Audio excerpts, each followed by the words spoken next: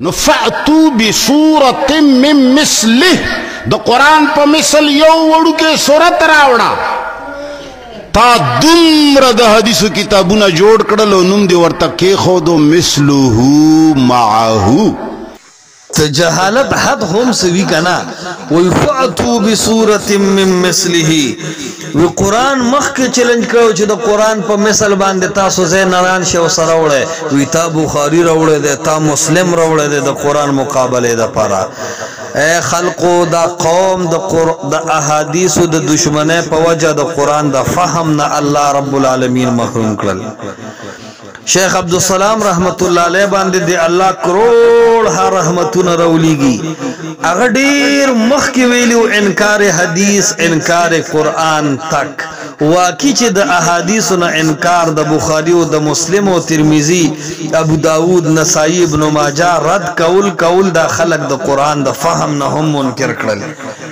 آیت کریمہ مطلب دا دے چی دی کی خطاب کافر ہوتا دے چاچی دا قرآن مقابلہ کولا قرآن نمانو ویلی چی دا اسی گپ شپ دے نو اللہ و تفرمائی که دا گپ شپیو دا زان نجر کلیشوی نو فعتو بسورت من مثلی دا قرآن دا مقابلے دا پارا تاسو یو صورت روڑے دا قرآن دا مقابلے دا پارا بخاری و مسلم ترمیزی دا قرآن مقابلے دا پارا ندی دا قرآن دا تشریح دا پارا دی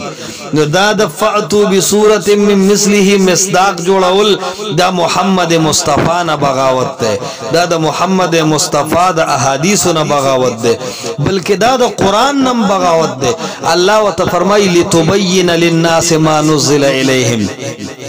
دا دی قرآن دا الفاظ وضاحت و بیان بتکے لتبین تی ایکسپلینیشن کے بیان کے وضاحت کے تو نجی وضاحت غنکی کی فعتو بشولت من مثلہ علک غرق شویا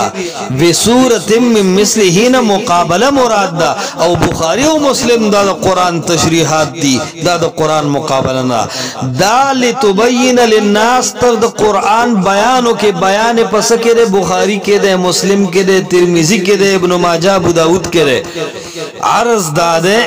چھ احادیث دا قرآن مقابلے دا پارا ندی دا قرآن تشریح دا پارا دی او دا قرآن دا تشریح حکم اللہ پا قرآن کی کردے لتبین للناس ما نزل الیہم اللہ فرمائی وانزل اللہ علیک الکتاب والحکمتا ما دو سیز نازل کردی دی کتاب میں نازل کردے و حکمت میں نازل کردے تے چوے چھ صرف قرآن نازل شوے دے دا والحکمتا صرف انزال سنگ لگے پتہ لگی دے خلقو دا انکار حدیث پنم انکار قرآن شروع کردے خوپوئی گی نا نورمال شوی بدعتیان هر ڈگر او هر میدان ور خود لی رن و رزم ور تستوری د اسمان